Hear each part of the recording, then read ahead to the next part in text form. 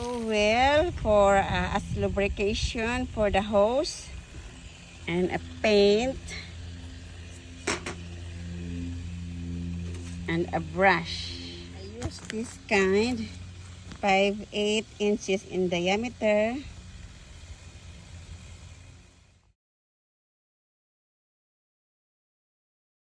What I did is I turned on the faucet and then the leak came from here. What I did is I used this brush and dip into a paint, then I'll mark the area of leakage right here earlier.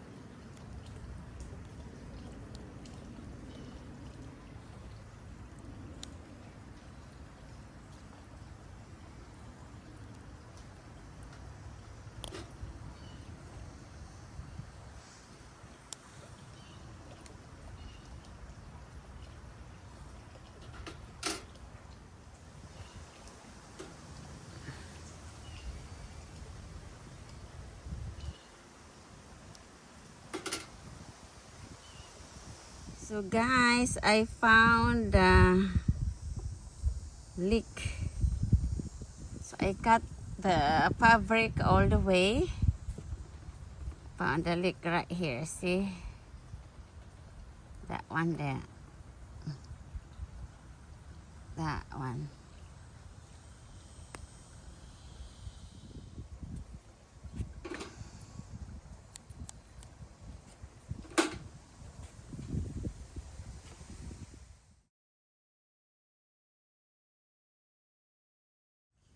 Okay guys, this is the hot water.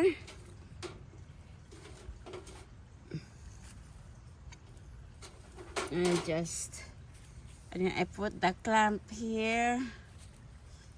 And I just dip this into the hot water.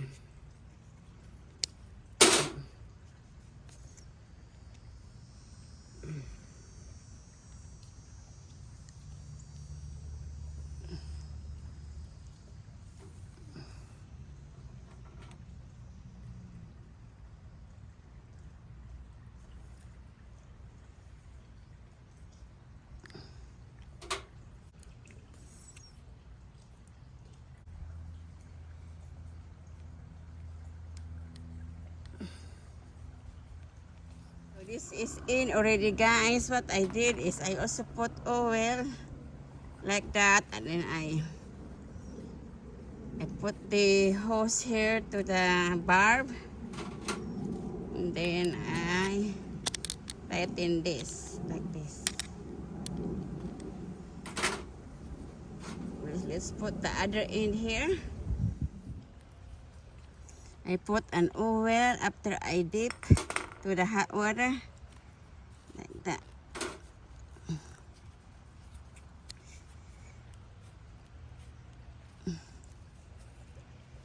All right, it's all there already. Now we're gonna clamp it.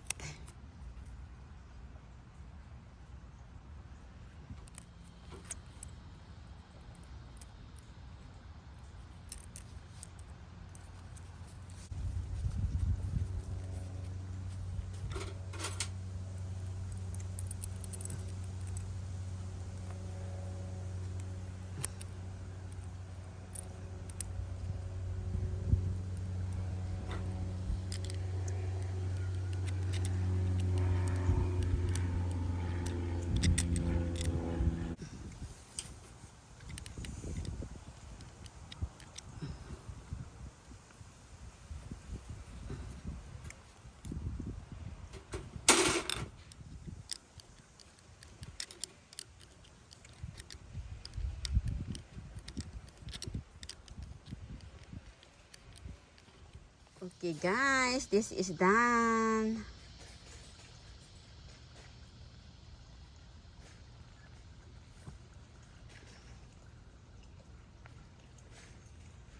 Yay guys, it works. See?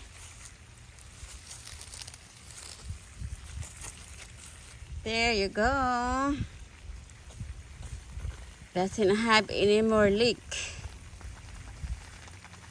And then it goes here. This is 50 feet.